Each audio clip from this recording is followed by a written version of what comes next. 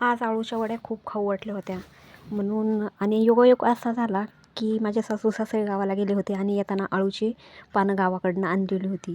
तर खूप आनंद झाला होता की अळूवडी करायची. पण परत लक्षात आलं की अळूवडी करायसाठी बेसन पीठच नाही आहे. तर हाय हॅलो फ्रेंड, स्वागत आहे आपल्या मिनी व्लॉगमध्ये. तर हे बघा, आज माझे सासू सासरे गावाला गेले होते तर ते आलेले आहेत. तर त्यांनी येताना काय आणलेलं आहे, अळूची पानं, गावरान अळूची पानं आहेत, ही गावाकडनं आणलेली आहे. आणि या पिशवीमध्ये आणलेले आहे गावरान कोथिंबीर. भरपूर अशी कोथिंबीर आणि ताजी ताजी हिरवी हिरवी कोथिंबीर होती. असं वाटत होतं की लगेच कोथिंबीरीच्या वड्या कराव्यात. पण अळूची पानं पण आणलेली होती आणि कोथिंबीर पण होती. त्यामुळं दोन्ही काही पॉसिबल झालेलं नाही आहे. मी फक्त ती कोथिंबीर आता व्यवस्थित, म्हणजे त्यांनी नीट करून कोथिंबीर आणलेली होती. मी फक्त त्याला थोडीशी सुकवली, कारण प्रवास करून ती सगळी हे झाली होती, पाणी सुटलं होतं त्याला.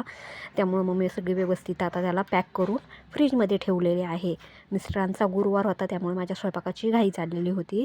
भात केलेला होता. आम्ही भात तर पातेल्यामध्येच लावतो, कुकरमध्ये मी काही भात लावत नाही. आणि बघा, अशा प्रकारे मी हे ठेवली होती, कोथिंबीर सुकायला ठेवली होती. त्यानंतर मला मटकीची भाजी करायची होती म्हणून मटकी पाण्यात भिजत घातली होती. आणि आता इकडं कांदा आणि टमॅटो चिरून घेत आहे, कारण मसाल्यातली काय मला मटकी करायची नव्हती. नुसती कांदा टमॅटो कढीपत्ता कोथिंबीर टाकून सलवलीत अशी मटकी करायची होती आणि अळूच्या पानांच्या वड्या करायच्या होत्या. त्यासाठी बेसन पीठ आणायला माझे सासरे गेलेले होते.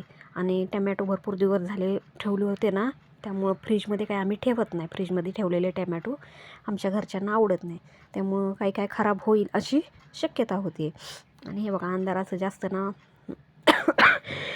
व्हिडिओ शूट करायला ना मला दिसत नाही बरं का. म्हणजे लाईटीचा प्रकाश ना कमी असल्यामुळे मी शक्यतो ना रात्रीचे व्हिडिओ शूट करतच नाही, कारण मला एकटीलाच कॅमेरा पकडून हे सगळं शूट करावं लागतं. माझ्याकडे काय स्टँड नाही आणि कॅमेरा म्हणजे मोबाईल कोणी पकडतच नाही आहे.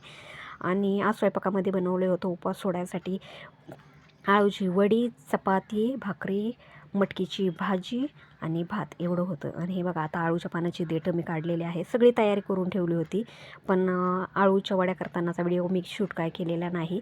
तर आजचा व्हिडिओ माझा कसा वाटला, हे अळूच्या पानाच्या मागचे देठ काढून त्याला धुवून घेतलं आणि नंतरनं हे पूर्ण त्याला म्हणजे काय म्हणते त्याला, त्या चपात्याच्या लाटण्याने असं हे केलं की म्हणजे ना ते व्यवस्थित अळूची वडी ना दुमडली जाते. आणि लसूण आणि ह्याचं वाटण केलं होतं.